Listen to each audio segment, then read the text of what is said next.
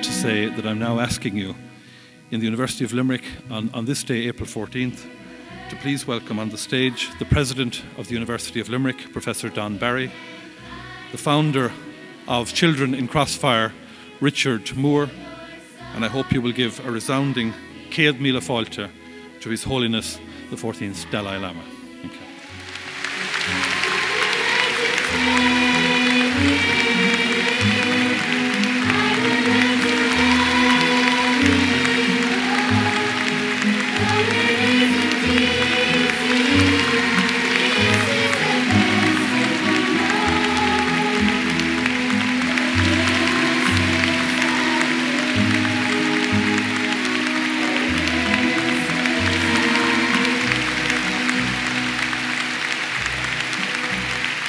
Distinguished guests, visitors, colleagues and students, I am absolutely delighted to welcome you all to the University of Limerick for this marvellous occasion.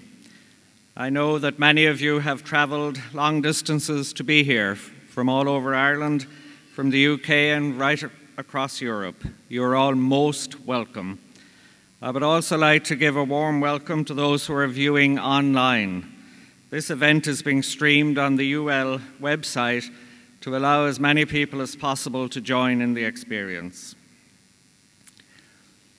We are honoured and privileged to have with us today His Holiness the 14th Dalai Lama. We heartily welcome you, Your Holiness, and thank you for your gracious presence here today.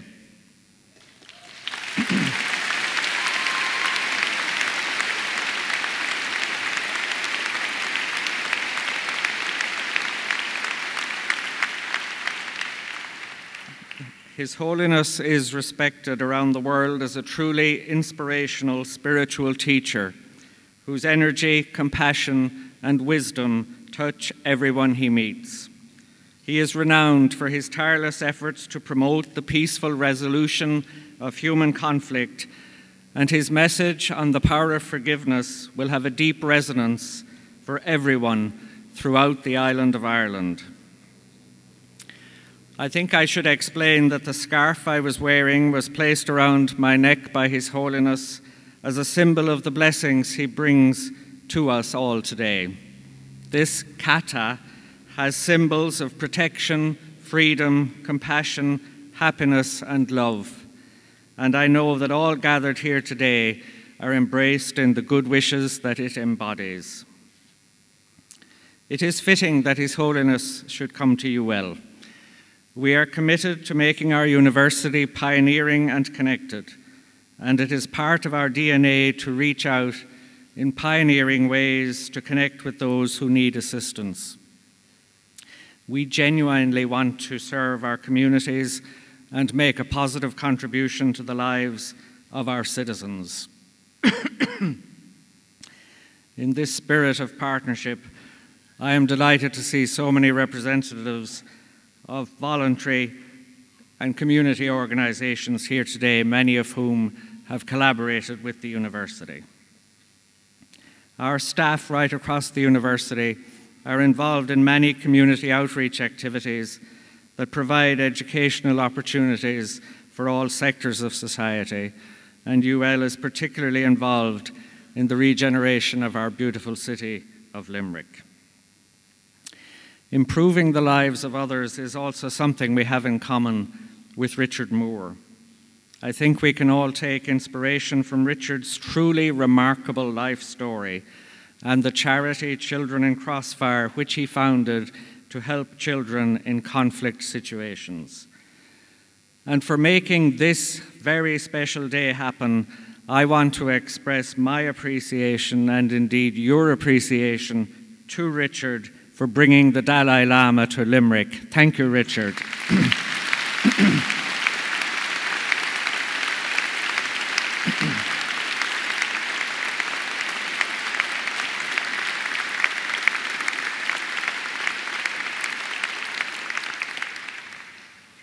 And finally, I would like to thank the many teams of staff, students, performers, and external partners who worked so hard to make today's event come to fruition in such a wonderful way.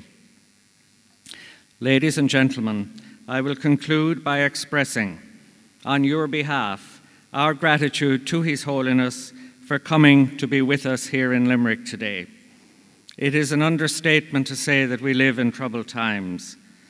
However, I feel sure that the wisdom and insights we receive from His Holiness's address will serve us well in the challenges that we will face together. Go raibh míle maith agaibh go léir.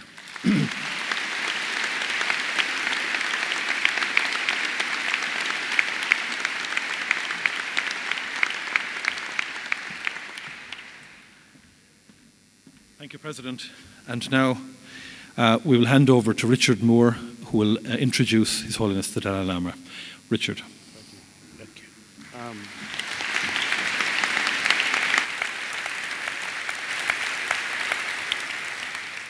First of all, can I take this opportunity to thank the University for making this visit happen. We've met since last June or July to discuss the visit, and the University has cooperated in every way to make this event as special as it can be for Limerick. I would like to acknowledge Eamon, Cregan, Terry Brown, and of course the President, Barry, for all their support and cooperation and assistance throughout the arrangements here. I would like to thank all of you for coming here today, because without you, we wouldn't have an event. And at the end of the day, for me, His Holiness has come here today to see you. I lost my eyesight in 1972, as you know, as a result of being shot and blinded by a rubber bullet. I'm glad to say that the soldier who blinded me is in the audience. And Charles, I just want to say you're very welcome.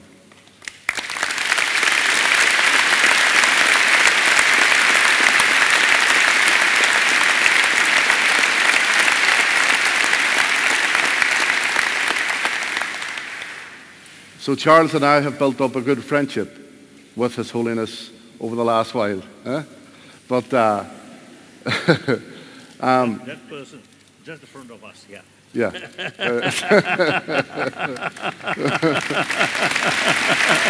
Wonderful.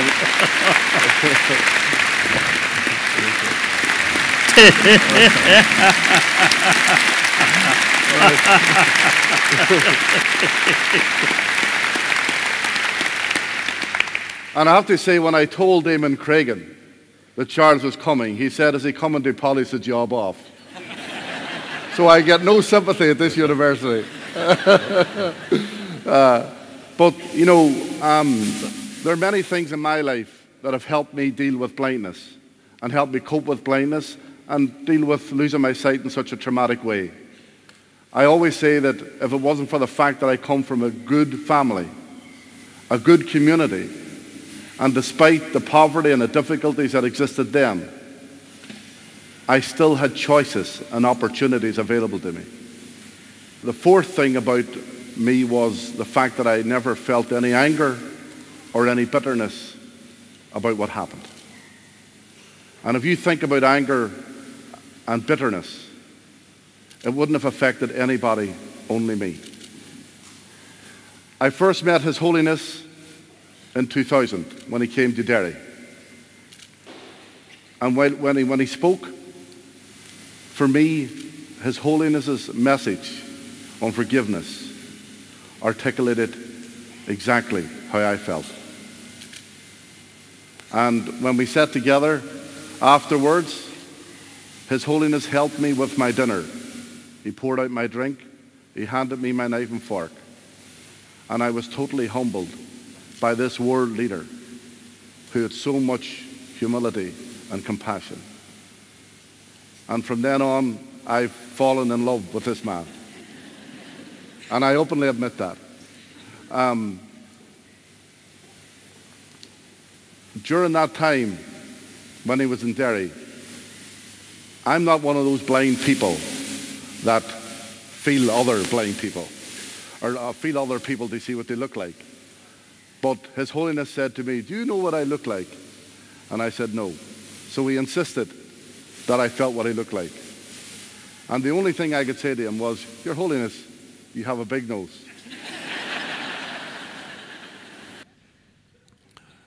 I was saying to His Holiness, or I was saying to you that there was a lot of people that emailed me and with various problems and major difficult lost loved ones through violence and other means. So, if anything, it proved that the decision to bring His Holiness to Limerick was certainly the right one. And I hope that you down there today get the same experience from listening to His Holiness that I had. Ladies and gentlemen, it gives me great pleasure to introduce to you the patron of children in Crossfire, someone that I am humbled to describe as my friend. Ladies and gentlemen, the 14th Dalai Lama of Tibet. Thank you. Thank you. Thank you. Come here. Oh. Okay.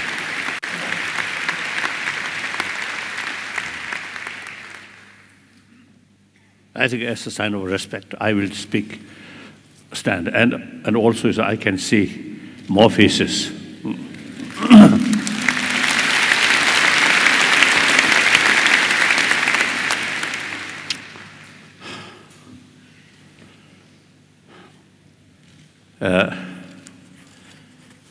Richard Moore, usually I describe my hero. And I really admire his sort of the way of thinking. So, you, and then the leaders of the universities, and perhaps some professors. I think mayor, isn't it? You have this. So, and then basically, I usually describe brothers and sisters. We are same human being. And fundamental level, we are same human being. Mentally, emotionally, physically, we are same. Physical level, little differences, the size of nose. As you mentioned, my nose, consider big nose. I don't think it's a big nose. I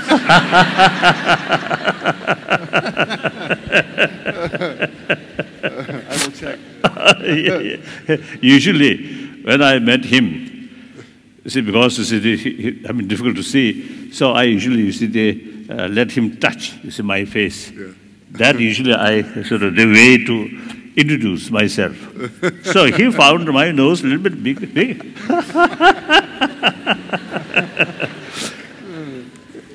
So that is very important. We must recognize each other as a human being. No differences. Then secondary level, yes, different faith, different color, different nationality. That's a secondary.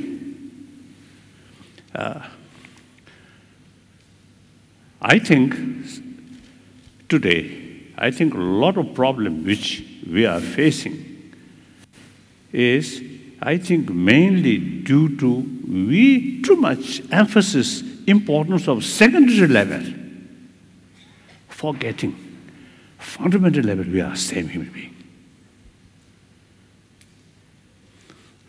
And then also today's reality, we must think about entire humanity, humanity of this world, one world.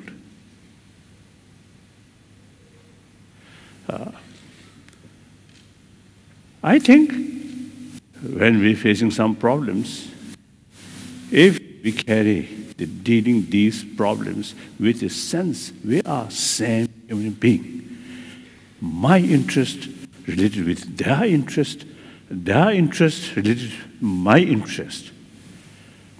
I always consider I am just one of the nearly now 7 billion human beings. I am part of the humanity.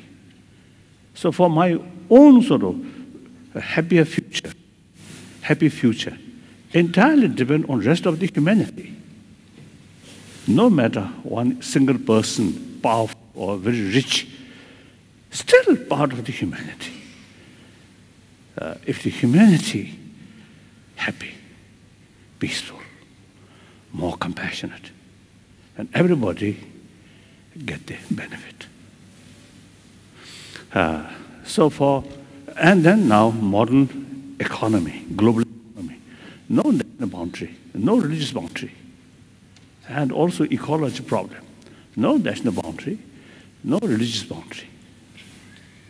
So that's the reality. So time comes, think for entire humanity, and we must talk on the level of human being.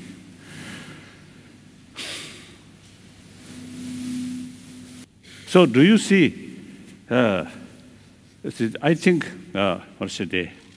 through my expression, you may, some extent, you may read, is my sort of mind, right? Yes. My mind. Now, for example, everybody have the feeling of self, I. But nobody pinpoint what that I. Nobody knows, right? Nobody knows.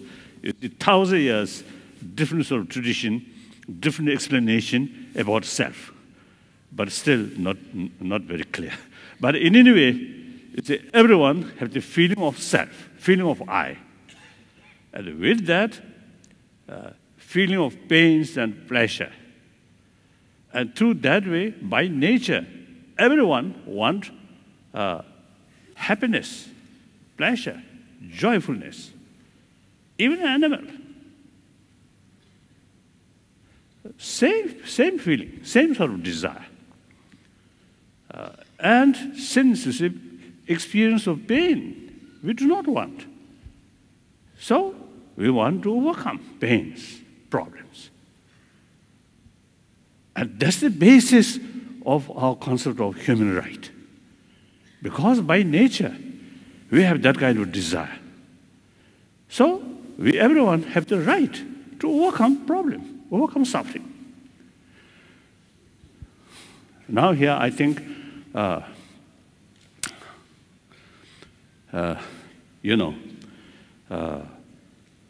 fundamental, because the human level, I usually, share with people the ultimate source of peace of mind, happiness in mental level is within ourselves, not money, not power, not status. Some of my friends, maybe billionaire, very rich, but as a person, very unhappy person. The plenty of money fail to bring inner peace. And also those people who are very powerful, I think in deep inside, a lot of anxiety, a lot of sort of stress, a lot of fear and distrust. So material value will not bring real inner joyfulness or inner peace. So the only thing is affection or warm-heartedness. That really brings inner strength, self-confidence. That reduces fear. That develops friendship, trust. Trust brings friendship. We are a social animal. The genuine cooperation among each other is very necessary. Genuine cooperation entirely based on trust. Trust is there. Then, naturally bring together. So therefore, once you see within yourself, more compassionate mind, heartedness, whole atmosphere become more positive, more friendly. Through that way, you see, when you look at the front, yes, you feel, oh, my friend. Look this side, oh, friend. This side also. If you keep here fear, distrust, and you yourself make little distance from other, then that person, look here, oh, little suspicion, distrust, more cautious. Look here, again cautious. Look here, again cautious. As a result, deep inside, lonely feeling. Then the problem, blood pressure, too much stress, all these come. One occasion, I think in New York, Columbia University or something, there's one sort of conference with medical scientists. Yesterday, also I mentioned, at that little conference, one medical scientist in his sort of was a presentation, he mentioned those people who express often I, my, mine, like that. So such people have greater chance or greater risk of heart attack.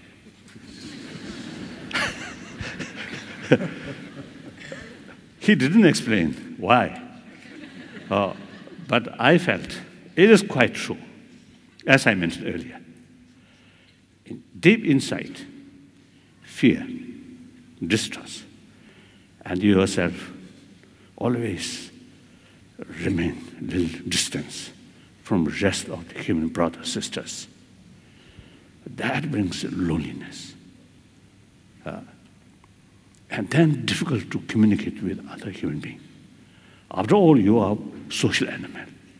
You are part of the community. You have to deal with them. But the very very factor which your interest or your future depend, because of your own inner weakness, you yourself isolate from them. How can that person be a happy person? So more worry, more stress. Sometimes I describe the too much self-centered attitude, too much selfish, close our inner door. Through that way, difficult to communicate with other fellow human beings. Once develop more sort of sense of concern of well-being of other brothers, sisters, then inner door automatically open.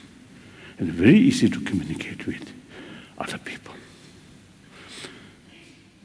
Irrespective whether believer or non-believer, these quality or potential from birth we already have. I think firstly, I think here, perhaps a few thousand people here, everybody come from our mother.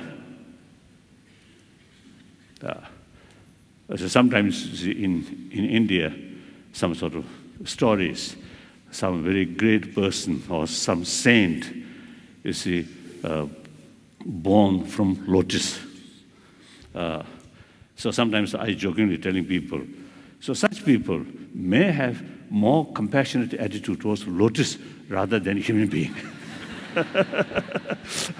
But anyway, and fortunately, we born from our mother. So as soon as we born, biological factor. Both sides, mother side and child side, some kind of immense sort of feeling of closeness, trust. So from mother side, because of that strong emotion of loving kindness or affection, brought energy from mother in order to protect or in order to care, in order to take care of our child. That's a biological factor, not come from religion, religious faith. Look, animal, no religion, no constitution, no police force. But biological factor, the mother like a cat or dog or bird, biologically, you see, they have tremendous sort of affection, sense of concern of their offspring. So biologically, we equipped that kind of sort of affection. So any person or any animal who sort of appreciate others' affection, that also have the potential to show affection to others. So that's by nature like that. Then, furthermore, some scientists, too much anger, too much fear, constantly sort of experience that actually eating our immune system.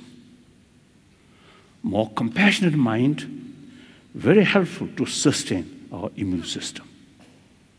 So that shows, because we born through that way, we grown up under others' tremendous affection, care. So therefore, in our blood, some kind of the affection, seed of affection already there. So, a more compassionate mind, our physical element goes very well. Irritative mind not go well with body component. Right? So, we can say basic human nature is more positive, more compassionate. And after all, we are social animal. Even other animals, those kind of social animals, they also have limited altruism because that need for survival. So then we, human beings, because of this intelligence, altruistic mind can extend, can increase, can expand. The compassion, which come from biological factor, that as a seed. Then using our human intelligence, the thinking or the investigation, the pros and cons are there, pros and cons. Then you get conviction, you get awareness. The warm-heartedness is so important. And for the society, for the family, for individual. Individual also, you see, the more compassionate mind, the individual get best sort of result. Sometimes I joke, half joke, half truth. When I passing through some street, my usual sort of way, I always smile. So sometimes, you see, the people who are a little bit reserved people, and especially, you see, some young girls, when I smile, I think they get some suspicion. Instead of sort of happiness, you see, they look rather, oh, why? This person is smiling at me, that kind of attitude. So that means So, smile, showing other, asking him, brother, sister, I feel happy. But that, my sort of compassionate attitude, not necessarily brings some happiness to other. That brings more suspicion, more worry. So, as a result of practice of compassion, the first beneficial benefit go to oneself. So I want to make clear this. Because sometimes people feel, oh, practice of compassion is something good, something nice to other, but not necessarily to oneself. That's a totally mistake. So therefore, from our birth, see, we already equipped. You see this, let's say, this potential. Oh, yes. As a seed of this, you see, biological factor of affection, as a seed, then use human intelligence. That can increase. So there are two levels. One level of quite hot here.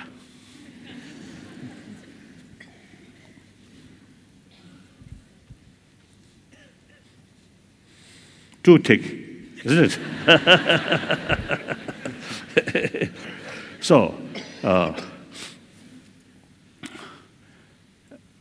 So one, the level of affection or compassion, mainly biological factor. That's very limited and also oriented about others' attitude. That kind of sort of affection goes only your friend or those people who show you positive. Then another level of compassion, through training, through using sort of our sort of, because of the intellectual way, intelligent. As I mentioned earlier, the pros and cons. Then you get conviction. Extreme self-centered attitude is self-destruction. Think more other, really bring inner strength. So through these conviction, then deliberately extend our sense of concern, of well-being, not only towards your friend, but also the neutral people. Then finally, even your enemy or your troublemaker. Once your sort of genuine sense of concern, of well-being, reach your enemy, then that compassion is genuine, trained compassion. Unbiased, limitless, infinite. That we can do because of this marvelous intelligence. One example, one Tibetan monk. I know him very well. After 59, he spent about 18, 19 years in Chinese Gulag. So in early 80, he found opportunity to come to India and join his previous monastery. I know him very well. So I just used to talk about his sort of experience during those 18, 19 years. And he told me, during that period, few occasions he faced some danger. I thought danger on his life, maybe. I asked him, what kind of danger? He told me, danger of forgetting compassion or losing compassion towards the perpetrators. Perpetrators. Also those Chinese who guard or something like that. So as a result, such person really, you see, practice infinite compassionate sort of value of compassion. Result, that person mentally very peaceful, very calm. And one occasion, after meeting with scientists, I think last now 30 years, almost annually, we have series of discussion with modern scientists, mainly come from America, and at least 3 universities, Wisconsin University and Emory University, and then Stanford University. Now already, last few years, they carry some program, some research work about the value of compassion, these things, and how much relation with our body and our brain. So, one occasion, we simply, you see, I mentioned this in this sort of the experience, that monk. Then they want to test some of these people. And afterward, you see, they found those people who passing through very sort of difficult sort of period, very difficult life, but their mental state unusually very sort of peaceful. Usually people who passing through such sort of experience, the traumatic sort of experience, then afterward some kind of traumatic experience sometimes happen. So they found that these scientists, after they interview and test, they found, very sort of the peaceful mind. So result, now this particular person, now his age, now 93, 94, still okay, physical okay. So the mental sort of attitude, very important for our health.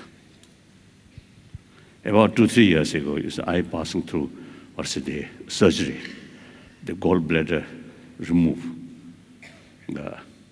So since then, I jokingly telling people, I think I mentioned to you or not, I can't remember, but since then, I told, you see my face, same face, but in reality, one important organ of human body missing. So my body, not complete human sort of body. So in any way, usually, you see, they say that sort of surgery takes only 15-20 minutes, they can complete. But my case, 3 hours took 3 hours because of the complication. But then within 6 days, or within 1 week, completely recover. The doctor is surprised, the physician surprised. Wow, although the surgery itself quite complicated, but the recover is unusually sort of faster. So that's my own experience. While I lay down on the surgery sort of table, and a few days in the hospital, I feel okay, not much sort of anxiety, not much sort of problem. So the nurses and the physicians, within a few days, we become a very good friend. I joke, I tease them like that. So they themselves, you see, afterward, they told me, some of the physicians, since our meeting, their whole life is changed. One physician's wife used to tell me, physician didn't tell me, but the wife used to tell me, my husband, before a little bit difficult, but after that sort of surgery, after that way, my husband become much more gentler. So in any way, you see, the more compassionate sort of mind, practice compassion, really benefit not only oneself, and also, you see, create some kind of positive atmosphere. Of course, No, I'm saying these things not sort of I'm something sort of something special. No, nothing. We all have the same potential, same intelligence. It's the same potential. So only thing is, we from childhood we trained. So through training, through study, we pay more attention about our inner value. So you also, see, the only question is pay more attention in our inner value. Then you get, more experience. So usually, when I always listen BBC. So always talk about money, economy, and politics. So, and look, you see, the people sort of, I think the general sort of, the attitude. Unless you are seeing some sort of,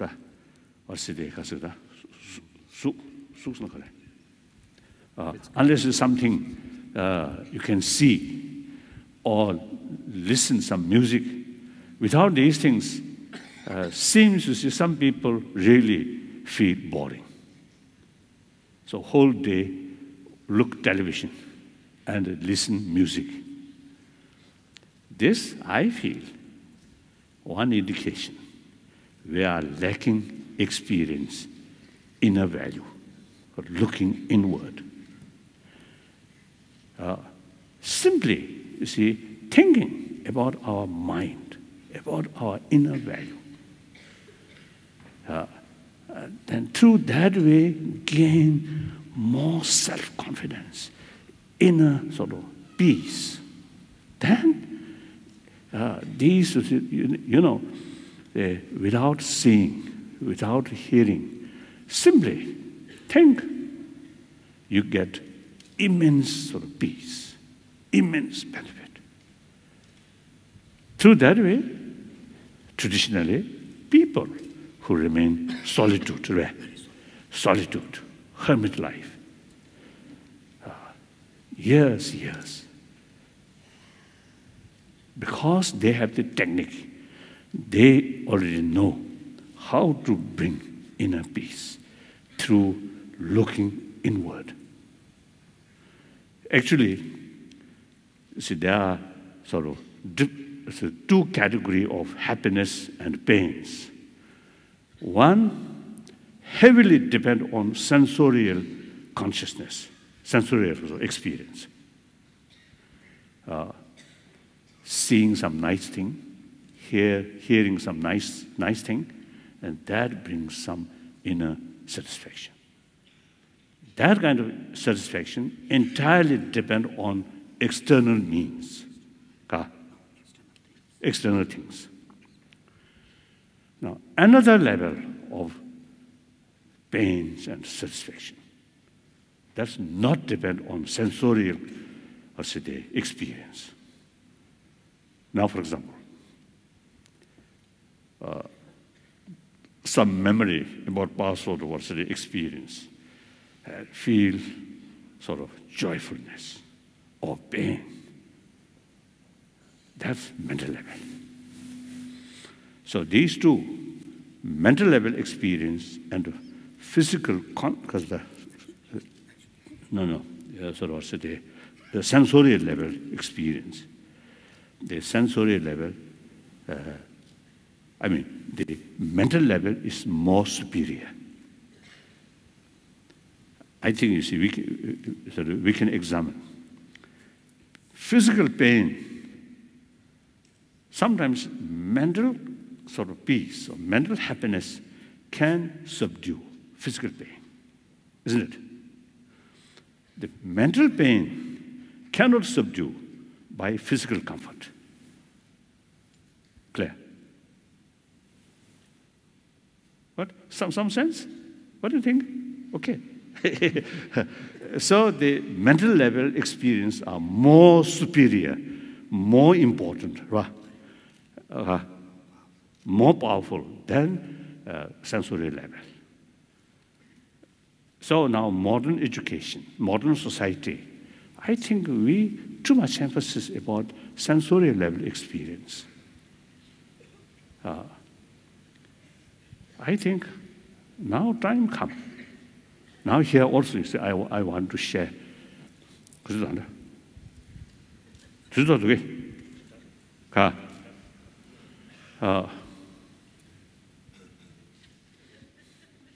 don't know.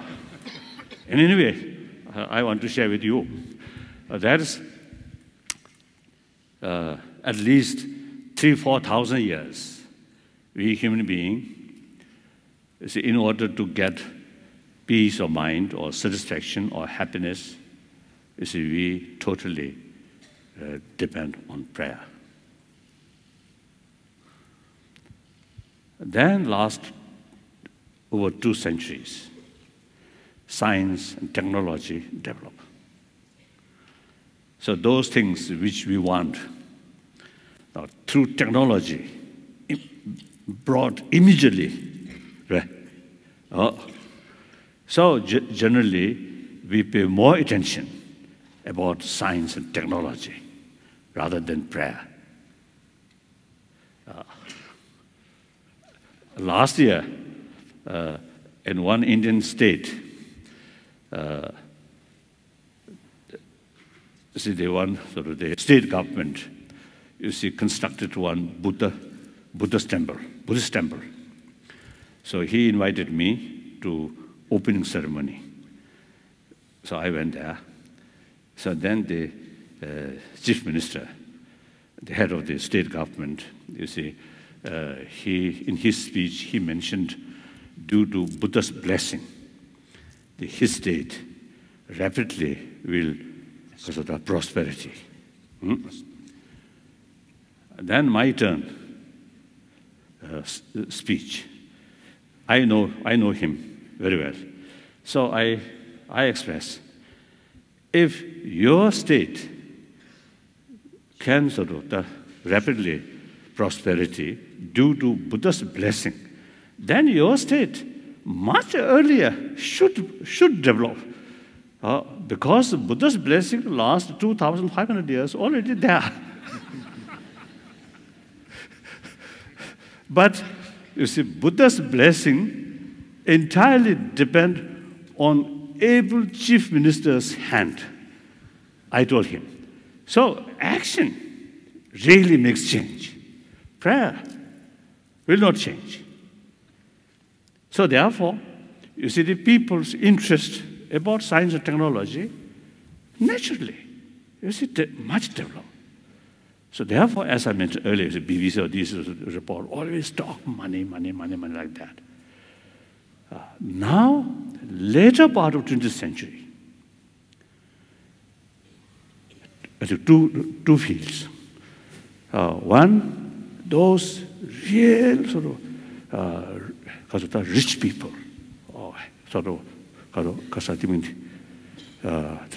society, material, affluent material society. Now they begin to feel material value alone not sufficient, something lacking. A few examples, as I already mentioned. That's one thing. Another thing, in the science, the knowledge or research work about neuron or the brain really reach very deep and very sophisticated. Then they begin to show interest, begin to develop interest about emotion, about mind.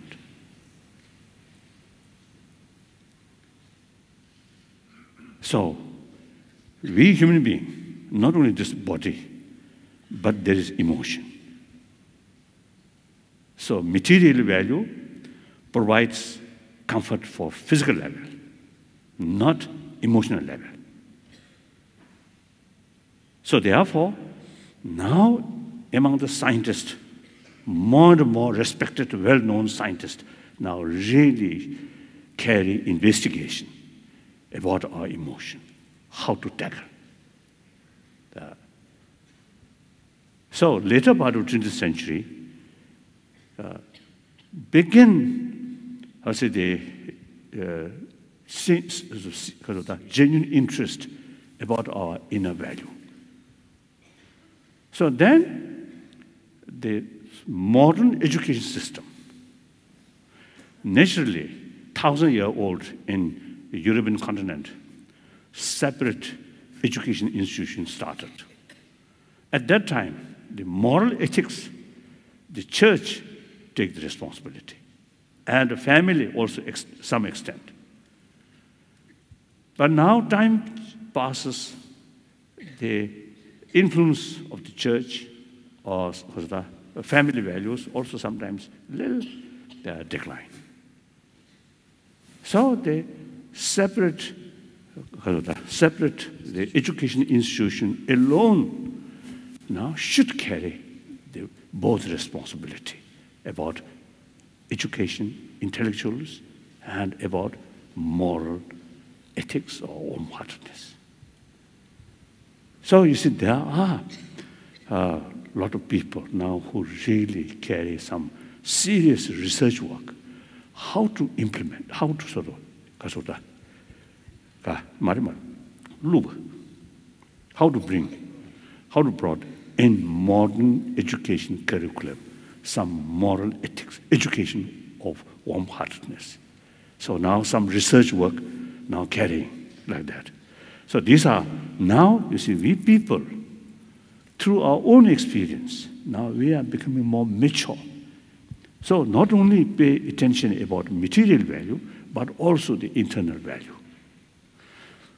So now here, on that respect, various different religious traditions have special role. So I'm very, very happy now here, seeing some, one Jews I noticed using that hat, and then this Uzbekistan, I think Muslim tradition, isn't it? Or your native tradition, okay. So perhaps some Muslim, this is you Jew, Rabbi. There's some, of course, Christian, some Catholic, Protestant. So, yes. So, all these major religious traditions, in spite different philosophical view.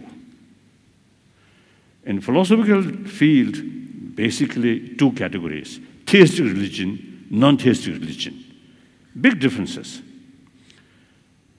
But all teachings, all sort of faith, emphasis importance of love, compassion, with that forgiveness, tolerance, self-discipline, contentment. I have a lot of sort of friends among Christian, among Muslim, among Hindu, among Jews, a lot of friends, genuine practitioner. So we have same sort of practice, so same potential to transform human being, human negative mind, transform into more positive mind. So here, when we talk about inner value, moral ethics, various religious traditions have very special role. Now here, I want to share one thing. Religious belief, faith, very important. But now here, we must make this distinction. Faith, one truth, one religion, and several truth, several religions. In terms of individual, one truth, one religion is very relevant. But in the terms of the society, several truth, several religion is very relevant. So now, how to sort of overcome this contradiction?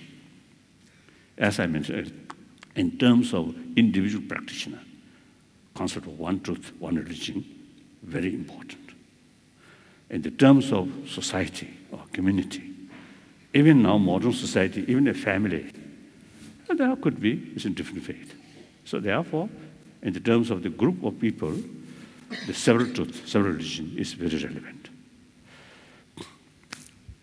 Another thing, one time in Argentina, we have, you see, one meeting, some scientist, some religious leader.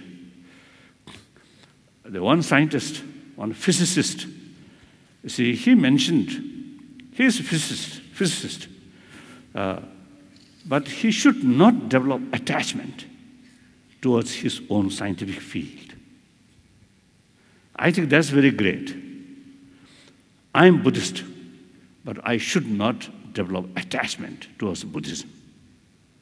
Because once I develop attachment, that's one kind of emotion that, you see, if you too much attachment towards your own faith, then your mind becomes biased.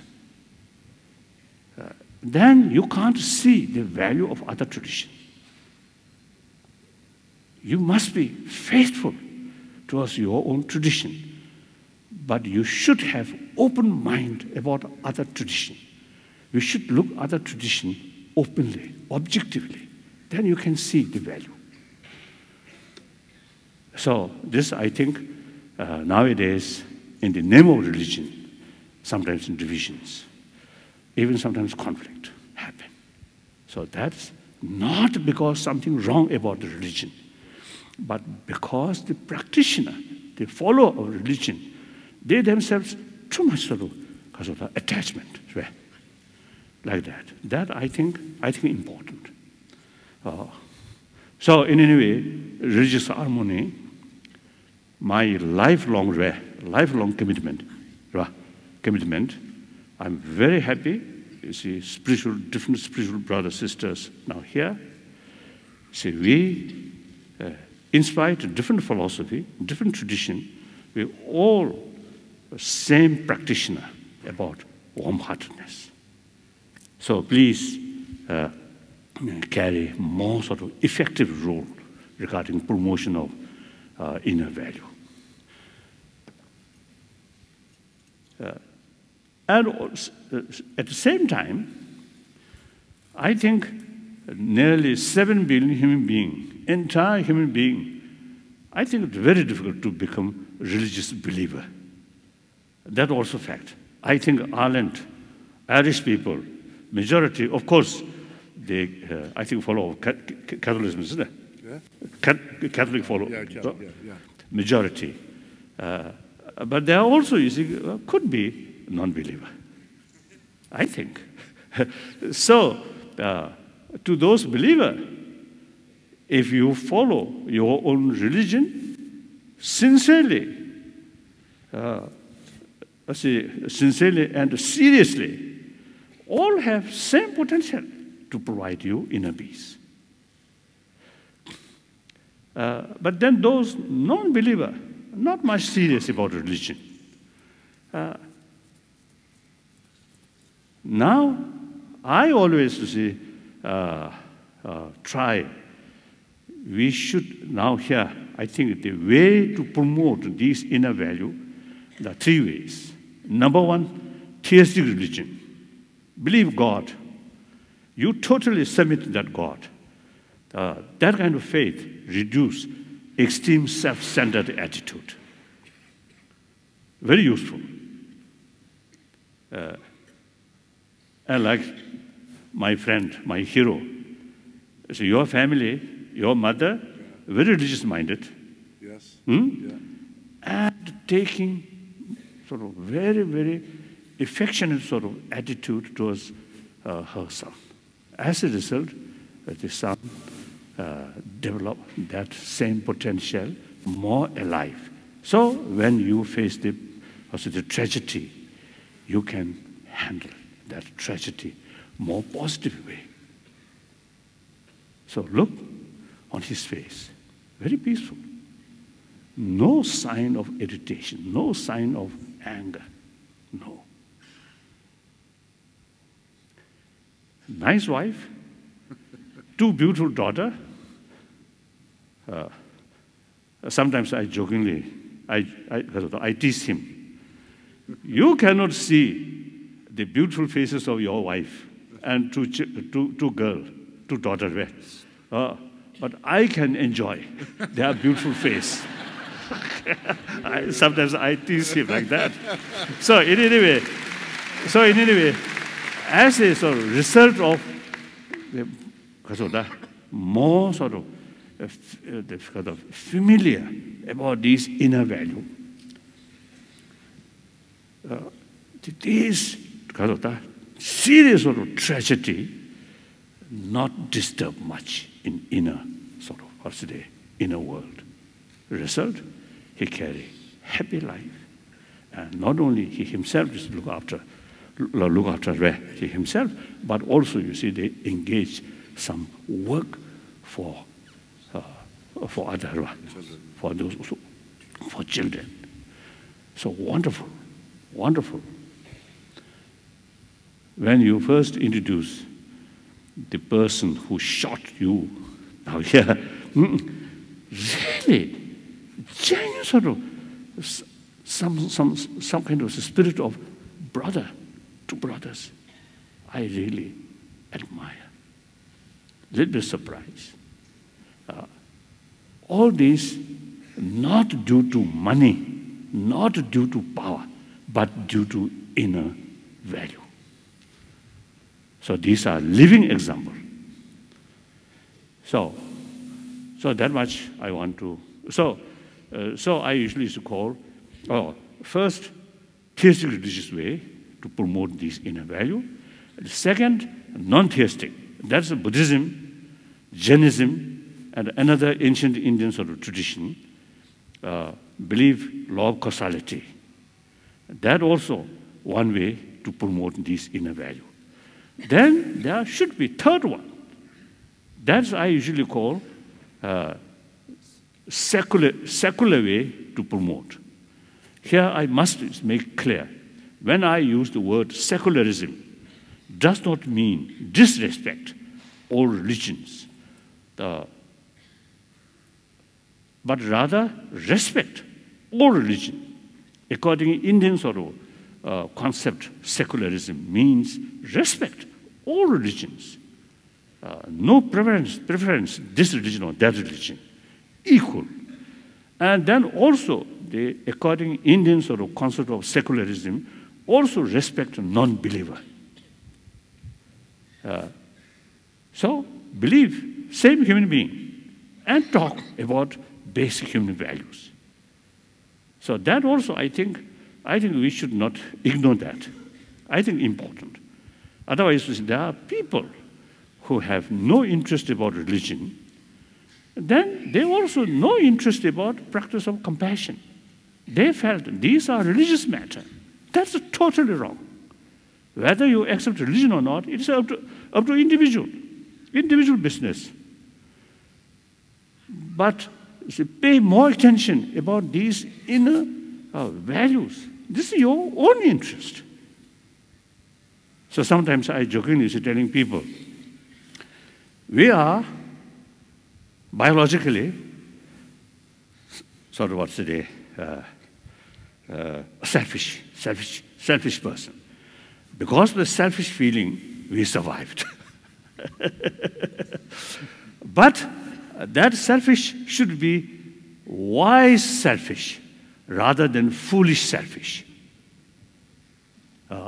Taking care about others' well-being.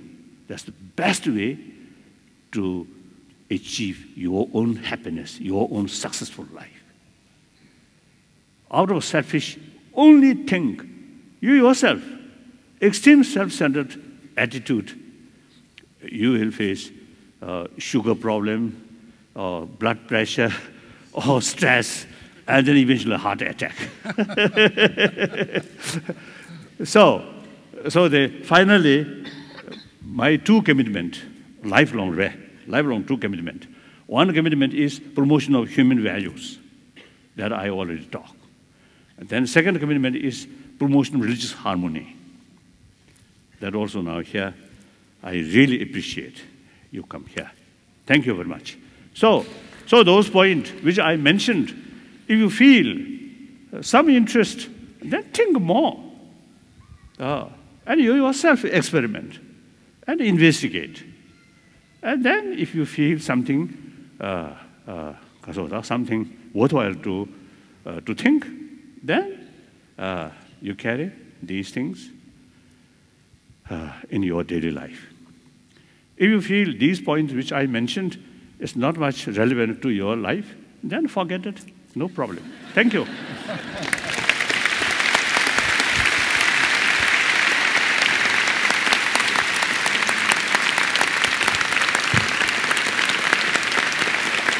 Thank you, thank you, thank you.